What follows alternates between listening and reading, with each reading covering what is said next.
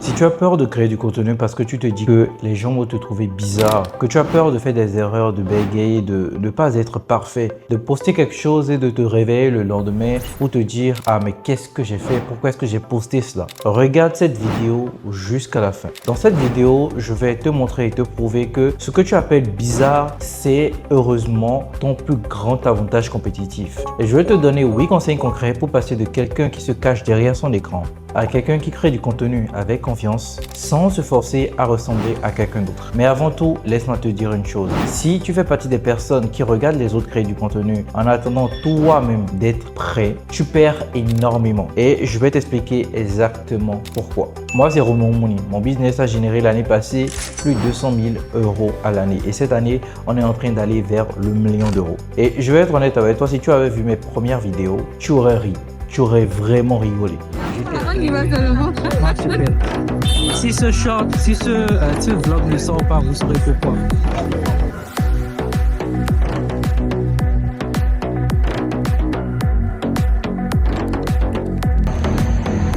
Je voulais partager cette petite leçon avec vous. C'est une petite pensée que j'avais eue. Je voulais la partager comme pré-shot. Peut-être que je le mets dans le vlog ou pas. Je sais pas encore.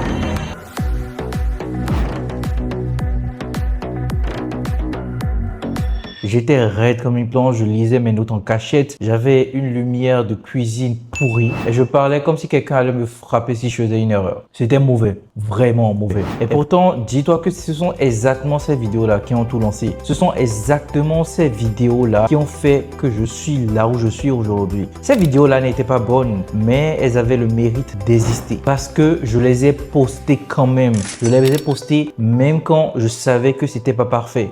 J'ai refusé de rester dans le silence confortable du « j'attends d'être prêt ». Alors aujourd'hui, je vais te donner ce déclic, ce changement de regard sur toi-même et sur ce que tu crois être un défaut. On ne va pas aller sur des conseils de développement personnel vagues, tu en as déjà assez vu sur internet. Je vais te dire exactement ce que j'aurais voulu qu'on me dise pendant que je paralysais littéralement devant mon téléphone portable à essayer de me filmer. Voilà ce que personne ne te dit lorsque tu commences. Si tu es normal, tu vas rester invisible. Pense à tous les créateurs que tu suis, ceux-là que tu regardes depuis un certain moment. Est-ce que tu ne les suis pas parce qu'ils sont tous différents l'un de l'autre? Est-ce que tu ne les suis pas parce qu'ils sont tous un truc différent qu'ils apportent? Est-ce qu'ils font comme tout le monde? Non, ils ont quelque chose de particulier. Leur manière à eux de parler, un angle précis, une énergie différente à chaque fois. Quelque chose qui fait que lorsque tu tombes sur leur vidéo, tu sais déjà que c'est eux en 3 secondes. Ce truc-là, on appelle ça la proposition unique de valeur. C'est pas un truc que tu peux chercher, ça ne vient pas de template, ça vient de toi, ça vient de ton fort intérieur. Le problème, c'est que tu as passé toute ta vie à essayer de rentrer dans le moule. À l'école, on t'a appris à faire comme les autres, à ne pas trop te démarquer, à lever la main avant de parler. Le résultat, c'est que tu as intériorisé que être comme tout le monde était synonyme de sécurité. Mais sur Internet, c'est exactement l'inverse. Lorsque tu essaies d'être comme tout le monde, tu deviens littéralement invisible parce que tu es mêlé dans la masse. Lorsque tu es quelqu'un de bizarre, ce qu'on juge de bizarre, c'est à ce moment-là que tu survis. Donc, lorsque tu regardes tes premières vidéos et tu te dis « Ah, je suis bizarre ici, hein. Franchement, cette vidéo est nulle », rappelle-toi que tu es exactement là où tu dois être, que tu fais exactement ce que tu dois faire. Le travail ici n'est pas de te corriger. Le travail ici va tout simplement être d'aller identifier ce qui te différencie, d'aller identifier ta proposition unique de valeur et même d'aller l'amplifier. Il y a une erreur que tout le monde fait au début. On pense que chacune des vidéos qu'on poste est un examen, que les gens vont noter, juger, archiver et s'en souvenir jusqu'à la fin des temps. La réalité, c'est que tes premières vidéos, comme mes premières vidéos, comme toutes les premières vidéos de n'importe qui, sont des vidéos que presque personne ne regarde. Et ceux qui les regardent dans 1 mois, 2 mois, 3 mois, ils t'auraient oublié complètement. Peu importe à quel point c'est ridicule. Mais toi, tu t'en souviens toujours. Garde en tête que tes premiers contenus, c'est littéralement un entraînement. Vois les choses comme ça. C'est comme aller à la salle pour la première fois. Tu n'as pas besoin de prendre des gros haltères pour montrer que voilà, tu sais soulever du 100 kg d'un coup. Non, tu y vas crescendo, petit à petit. Tu as juste à te présenter devant ta caméra ou ton téléphone pour t'habituer à ta voix, à t'habituer à parler devant, à t'habituer à tout simplement t'exprimer et à déjà commencer à parler de ce que tu sais, peu importe le sujet. Et tu vas voir que chacune des vidéos que tu vas poster, même mauvaise, va créer quelque chose dans ta tête. À chaque chacune des vidéos que tu vas créer, ça va briser une résistance et te prouver que tu peux survivre à l'inconfort. Oui, chacune des vidéos que tu vas tourner va t'entraîner. Et donc, tu as tout autant intérêt à en créer beaucoup plus, surtout lorsque tu débutes dans la création de contenu. Les personnes qui sont bons aujourd'hui devant la caméra, qui font de belles vidéos, les personnes que tu aimes regarder, ils ne sont pas nés comme ça. Ils ont juste commencé avant toi. On a tous posté des trucs moches au début, d'accord? On a tous posté des vidéos dont on n'était pas fier. Mais le problème, c'est que tu es obligé de passer par là. C'est un rythme nécessaire. Alors, accepte que tes 10, 20, 30, 50 premières vidéos soient un investissement en toi-même. Pas pour une audience, mais uniquement pour toi-même.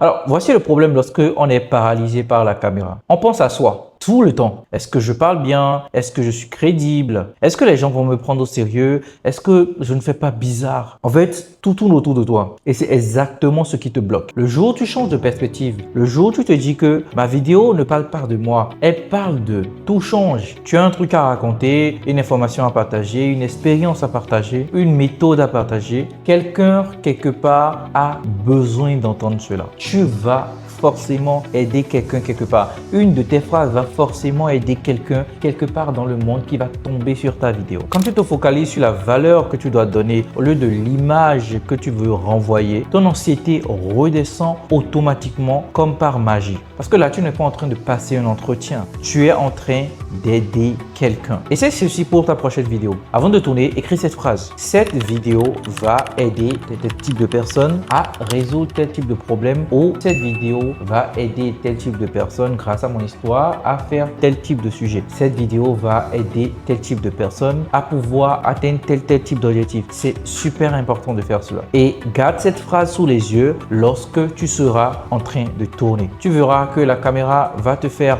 beaucoup moins peur lorsque tu sais que tu es en train de tourner pour sévir.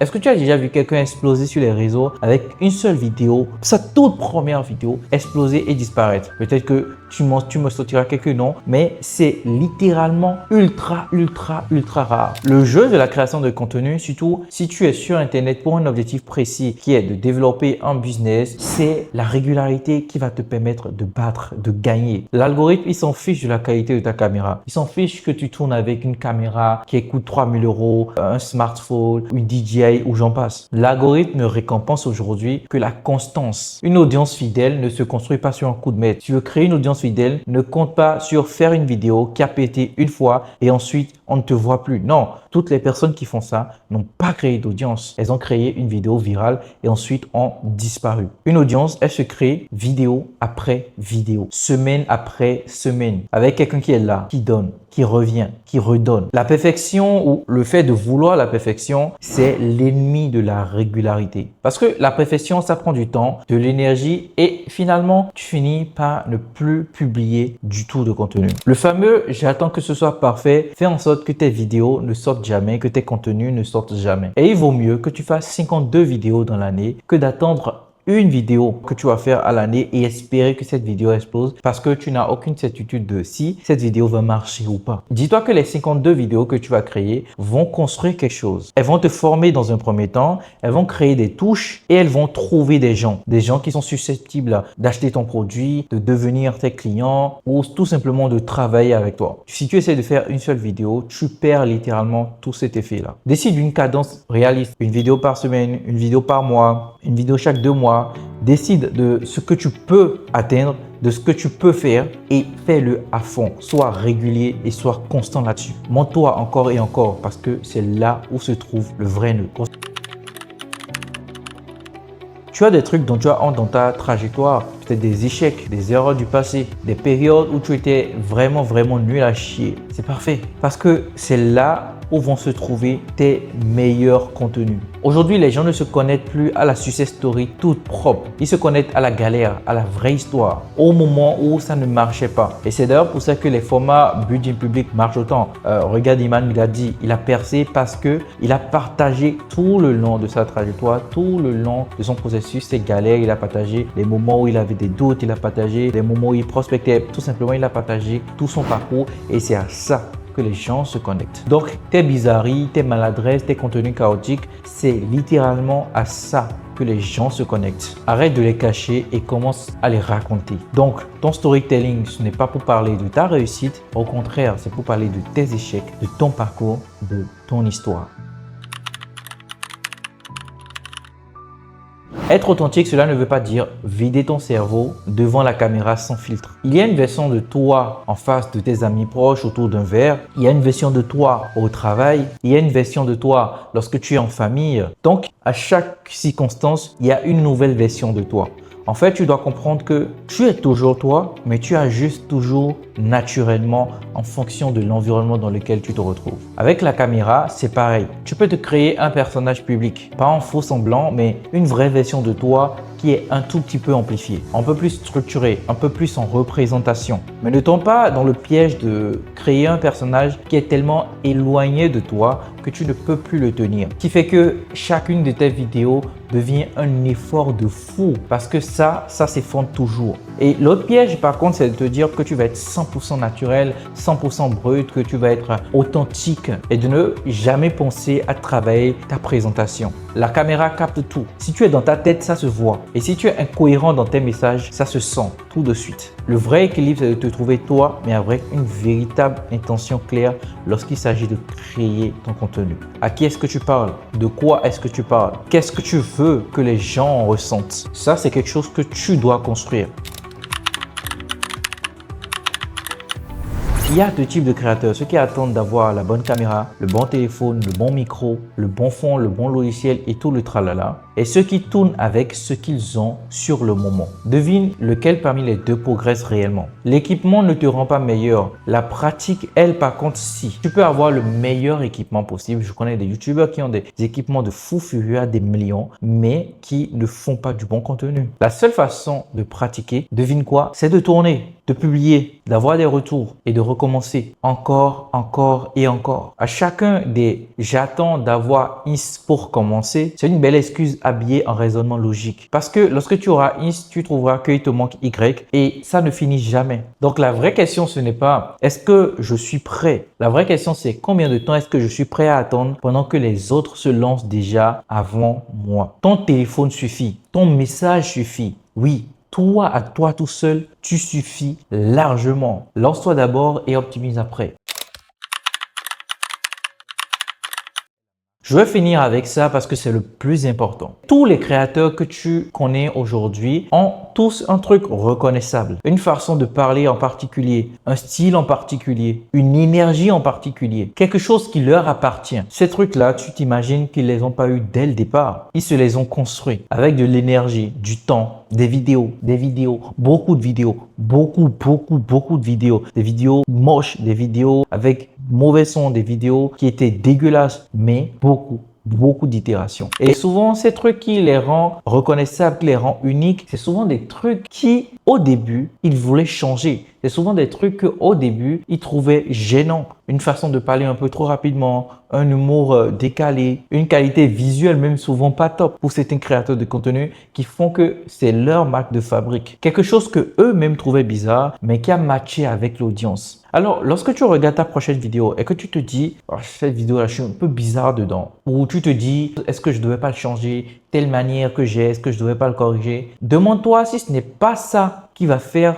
ta proposition unique de valeur et si c'est pas ça qui va faire que les gens vont aimer ton contenu. Parce que dans 2 ans, si tu continues à créer du contenu et que tu ne lâches pas, les gens vont reconnaître cette bizarrerie et vont en faire quelque chose qui va t'élever. Sois bizarre intentionnellement et complètement. Je vais te faire un résumé de ces 8 conseils-là. 1. Ta bizarrerie, c'est ta signature. 2. Tes premiers contenus sont pour toi, pas pour ton audience. 3. Arrête de regarder comment ça sévir. 4. La cohérence bat toujours la perfection. 5. Ta honte, c'est ton meilleur contenu. 6. Crée un personnage, mais garde ton âme. 7. Lance-toi maintenant et optimise après. 8. Ta bizarrerie d'aujourd'hui, c'est ta marque de fabrique de demain. Moi, j'ai commencé avec des vidéos moches que je filmais avec mon smartphone d'antan, une lumière éclatée au sol, un discours flou, je cherchais encore mes mots. Et c'est comme ça que j'ai commencé ces business en ligne-là qui m'ont permis de générer des milliers d'euros par mois l'année passée. Et comme je t'ai dit, cette année, elles vont encore une fois, ces mêmes vidéos-là me permettent de faire 1 million d'euros. Tout ça parce que j'ai pris